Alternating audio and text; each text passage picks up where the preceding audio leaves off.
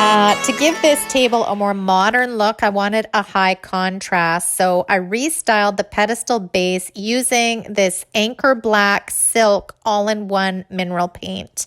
And I took the same prepping steps. I cleaned it with White Lightning.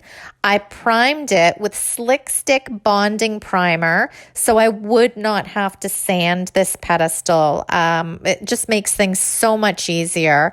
And then I did a scratch test to make sure it was 100% adhered, a light sanding before I applied the paint, and removed the dust with a tack cloth. And then I painted 2 coats of Anchor, which is a gorgeous black. I did not need to top coat the pedestal base because the primer and top coat is already included.